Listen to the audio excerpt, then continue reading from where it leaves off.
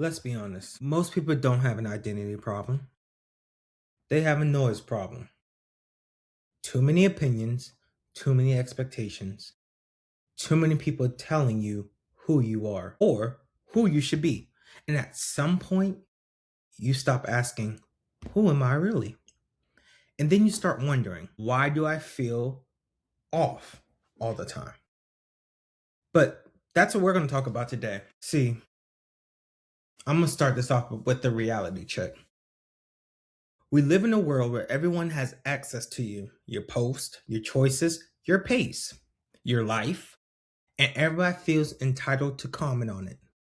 Friends, family, even strangers online. People who don't even know you. And the problem isn't the feedback they're given. The problem is when feedback replaces self-trust. The loudest voices in your life aren't always the smartest ones. They're just the most consistent. And when you hear something enough times, your brain starts to treat those statements like they're facts. You've changed. You're doing too much. That's not realistic. That's not you. And eventually, those aren't just comments. They become labels you carry on, that you continue to carry on your shoulders. Not because they're true, but because they came from people you cared about. So this is where things get dangerous. You stop being yourself, and then you start being manageable. You edit your personality. You shrink your opinions, then you explain yourself before anyone even asks. You become the version of you that makes everyone else comfortable. But let's call what it is. That's not growth. That's survival. And survival mode will drain you. And when you start to conform to what people deem as acceptable behavior from you, you lose who you are. You no longer are thinking for yourself. You no longer are making sure what's inside matches what you're portraying on the outside. If you ever felt more like yourself alone than around other people, that's not you being antisocial. That's identity fatigue. And that's what happens when you're constantly switching versions depending on who's in the room. You're not fake. You're tired. You're tired of adjusting. You're tired of explaining. You're tired of proving you're allowed to change. And I believe it's time that we recognize this. Start asking yourself, who are you living for? Start asking yourself, is this really what I want? Start asking yourself, is this acceptable?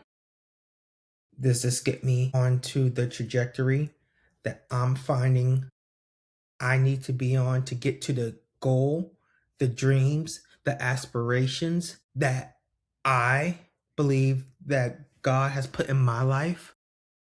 Or am I subjecting myself to what I think is acceptable around the people who are here? But who actually gets a say? At some point, you have to decide whose voice actually matters. Not social media, not your past mistakes, not even the people who love you understand your growth. Identity has to be internal before it makes sense external.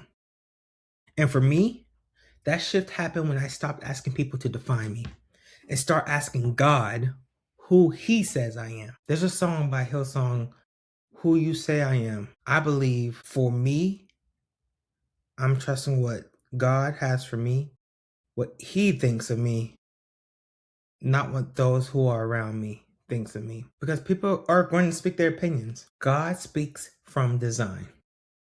And even if faith isn't your thing, this message still applies. You can't build a real life while constantly auditioning for approval. I'm going to ask you this. When do you know it's the right approval if you're seeking for those who can't even know what's going to happen tomorrow? You're asking for approval for somebody who lives the same mortal life you live. Let that sink in for a second. You're asking somebody who bleeds like you. You're asking somebody who breathes like you. You're asking someone who lives and will eventually die like you. But the big question is, why does growth make people uncomfortable? Here's something nobody warns you about. Sometimes people don't question your identity because you're wrong. They question it because your growth makes them uncomfortable. When you evolve, it forces other people to face what they avoided. So instead of celebrating you, they try to shrink you. But growth always feels unfamiliar, especially to people who only knew the old version of you. Those high school friends, those middle school friends, those kids you grew up with that may not be on the same trajectory of life that you saw yourself going to. They see you making it, they see you doing things that internally they wish they had the drive you had to do. So they think it's unfair. And the easiest way for them to cope and understand or to make some kind of sense in their head why you got it and they don't, is just to tear you down and make it seem like what you did wasn't for you or wasn't done by you. So let's reframe this problem. If you can't understand who you are or don't know who you are, or you're not feeling you are where you want to be, just remember, you're not lost. You're overwhelmed. You're not broken. You're overstimulated by opinions.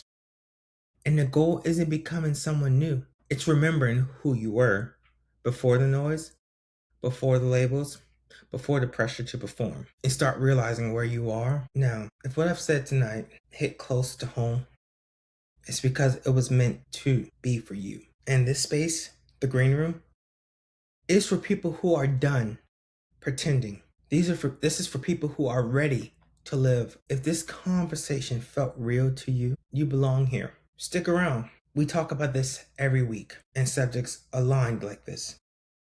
You're not late. You're not behind. You're right on time. But that's it for today's episode, guys. Be blessed. Peace.